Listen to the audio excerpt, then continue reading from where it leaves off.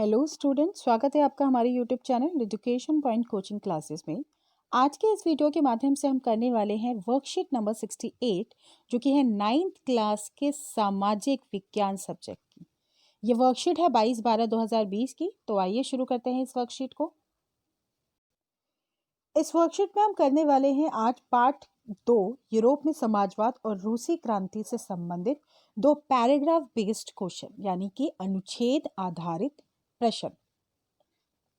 मैंने अपनी पहले की वीडियोस में भी आपको बताया है कि अनुच्छेद आधारित प्रश्न बहुत ज़्यादा इंपॉर्टेंट होते हैं क्योंकि यहाँ पे आप इजीली नंबर निकाल सकते हो। अगर हमें स्कोर और अच्छा करना है तो ये इतने इजी क्वेश्चंस होते हैं कि यहाँ से नंबर निकालना बहुत आसान होता है। तो आइए जानते हैं इनके प्रश्न। सबसे पहले हम पढ़ेंगे फर्स्ट पैराग्राफ। लगभग सभी उद्योग व्यक्तिगत स्वामित्व में थे। कहाँ पर? रूस में। रूस में ज़्यादातर जो कार्य थे, ज़्यादातर जो कंपनियां थी वो पर्सनल यानी कि प्राइवेट लेवल पे थी। बहुत सारे रेडिकल और उदारवादियों के पास भी काफ़ी संपत्ति थी और उनके यहाँ लगभग सारे लोग नौकरी करते थे। किनके यहाँ पे? रेडिकल और उदारवादियों के यहाँ पे ज़्यादातर लोग नौकरी करते थे। उन्होंने व्यापार या उद्योगों व्यवसायों के जरिए धन दौलत इकट्ठा की थी, इसलिए वे चाहते थे कि इस तरह के प्रयासों को ज़्यादा से ज़्यादा बढ़ावा दिया जाए। कहाँ से आए थे उनके पास पैसे? व्यापार और उद्योगों से। उन्हें लगता था कि मजदूर स्वस्थ हो, नागरिक पढ़े लिखे हों तो इस व्यवस्था का भरपूर लाभ उठाया जा सकता है। ये लोग जन्मजात मिलने वाले विशेषाधिकार के विरोधी थे। जो रेडिकल थे, उदारवादी थे, उनको लगता था कि जन्म के आधार पर अधिकार नहीं मिलने चाहिए। अधिकार तो ठीक है, विशेषाधिकार नहीं मिलने चाहिए। ये नहीं कि राजा का बेटा राजा बनेगा, मंत्री का बेटा मंत्री बनेगा, ऐसा नहीं होना चाहिए। व्यक्तिगत प्रयास, श्रम और उद्यमशीलता में उनका गहरा विश्वास था। उनको लगता था कि अगर कोई व्यक्ति प्रयास करता है, श्रम करता है यानी कि मेहनत करता है तो डेफिनेटली वो जो चाहता है उसको मिलेगा। उनकी मान्यता थी कि यदि हर एक को व्यक्तिगत स्वतंत्रता दी जाए तो गरीबी को रोजगार मिले। गरीबों को क्या मिलेगा? रोजगार। जिनके पास पूंजी है उन्हें बिना रोक टोक काम करने का मौका दिया जाए, समाज तरक्की कर सकता है। इसी कारण 19वीं सदी में ऐसे समाज के अनेक इच्छुक लोग जो परिवर्तन चाहते थे, स्त्री पुरुष उदारवादी और रेडिकल समूह व पार्टियों के इर्द गिर्द गोलबंद हो गए। अब इससे संबंधित कुछ प्रश्न दिए गए हैं। सबसे पहला प्रश्न है हमारा, मैं आपको ये पैराग्राफ में ही आंसर है, मैं यहीं से आपको बताती जाऊंगी। जैसे कि सबसे पहला प्रश्न है, सभी उद्योग कैसे संपन्न थे? पहली ही लाइन में लिखा गया है व्यक्तिगत स्वामित्व।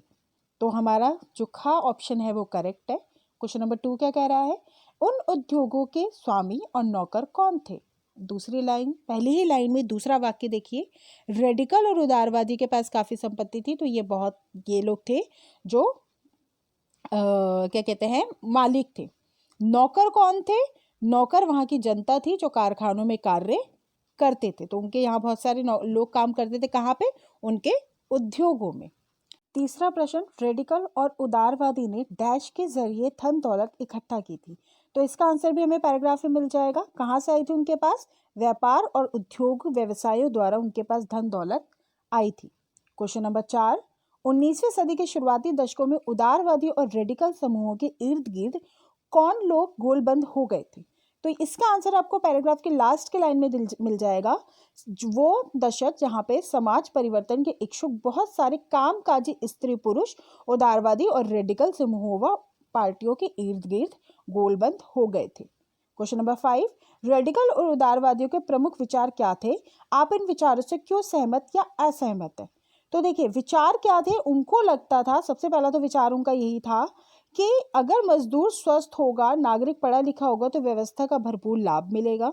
और ये लोग जन्मजात के विशेष विरोधी थे। ये व्यक्तिगत प्रयास, श्रम और उद्यमशीलता में गहरा विश्वास रखते थे। साथ के साथ इनका मानना था कि अगर यदि सभी व्यक्तियों को स्वतंत्रता मिलेगी तो गरीबों के पास रोजगार होगा और व्यक्ति के पास पूंजी होगी और समाज तरक्की करेगा। तो अगर ये वाला जो पॉइंट है मैं आपके ऊपर छोड़ रही हूँ कि क्या आप इनके विचारों से सहमत हैं या नहीं। यहाँ पे आपको, अगर आप सहमत हैं तो क्यों सहमत है, और अगर नहीं है तो क्यों नहीं है, उसका पूरा कारण देना है।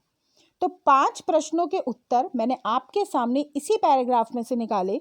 इसको मुझे पैराग्राफ में निकालने का मेन मकसद मेरा ये था कि ताकि आप जान सके कि किस प्रकार से उत्तर निकालने हैं। ओके, नाउ क्वेश्चन नंबर 2, इसका हम वापस से पैराग्राफ पढ़ेंगे, फिर इसके क्वेश्चन आंसर करेंगे। कार्ल मार्क्स 1818 से 1882 और फ्रेडरिक एंगल्स 1820 से 1895 ने इस दिशा में कई नए तर्क पेश किए। देखो, कार्ल मार्क्स का नाम जब भी आता है ना तो समाजवाद अपने आप आता है। बहुत बड़े विचारक रहे हैं समाजवाद के लिए, इन्हीं की देन है समाजवाद। इन्होंने समाज में समानता लाने के लिए बहुत ज़्यादा कार्य किया है। वहीं मार्क्स का विचार था कि औद्योगिक समाज पूंजीवादी समाज है। फैक्ट्रियों में लगी पूंजी पूंजीपतियों का स्वामित्व है और पूंजीपतियों का मुनाफा मजदूरों की मेहनत से पैदा होता है।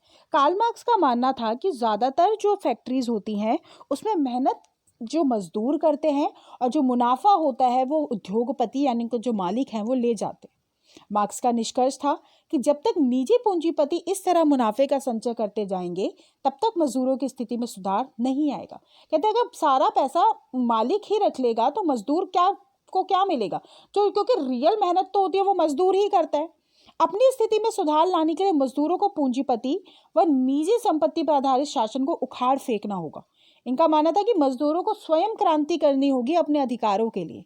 मार्क्स का यह भी विश्वास था कि खुद को पूंजीवादी शोषण से मुक्त कराने के लिए मजदूरों को एक अत्यंत भिन्न किस्म का समाज बनाना होगा, यानी कि अलग समाज बनाना होगा जिसमें सारी संपत्ति पर पूरे समाज का यानी कि सामाजिक नियंत्रण रहेगा। उन्होंने भविष्य के इस विषय को साम्यवादी यानी कि कम्युनिस्ट समाज का नाम दिया। मार्क्स का विश्वास था कि पूंजीपतियों के साथ होने वाले संघर्ष में जीत अनंततः मजदूरों की ही होगी।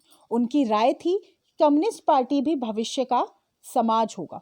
तो यहाँ पे मार्क्स अपने बातों से यही कहना चाहते हैं कि एक ऐसा समाज जहाँ पे समानता हो, गरीब के पास भी अधिकार हो और जो जितनी मेहनत करे उसको उसका अपना फल मिलना आवश्यक है।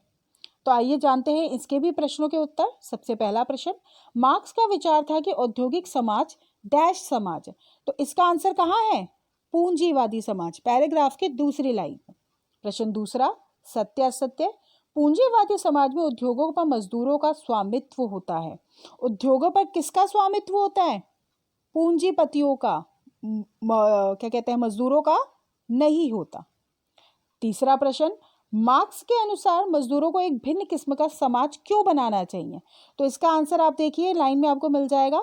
मजदूरों को एक अत्यंत भिन्न किस्म का समाज बनाना चाहिए जिससे कि सारी संपत्ति पर पूरे समाज का यानी कि सामाजिक नियंत्रण और स्वामित्व रहेगा। क्वेश्चन नंबर 4, वाक्य को सही करके पुनः लिखिए। मार्क्स को विश्वास था कि पूंजीपति ही मजदूरों के साथ होने वाले संघर्ष में अंततः जीतेंगे। तो इसमें क्या आंसर है? ये री लाइन, पूंजीपतियों के साथ होने वाले संघर्ष में जीत अनंततः मजदूरों की ही होगी। तो इसकी सही लाइन ये है। क्वेश्चन नंबर 5, मार्क्स और एंगल्स के अनुसार पूंजीपतियों का मुनाफा किसकी मेहनत से आता है? तो इसका आंसर है मजदूरों की मेहनत से, क्योंकि जो रियल मुनाफा जो कमाते हैं वो पूंजीपति कमाते हैं, लेकिन किसकी मेहनत से? मजदूरों की मेहनत से। तो बच्चों आज की वर्कशीट थी बहुत ही ज़्यादा इजी, और अगर ऐसे क्वेश्चंस आते हैं तो हमें इसमें नंबर पूरे लेने हैं, आधा नंबर भी नहीं गंवाना है। तो बच्चों मिलते हैं अब हम नेक्स्ट वीडियो में। Thank you so much.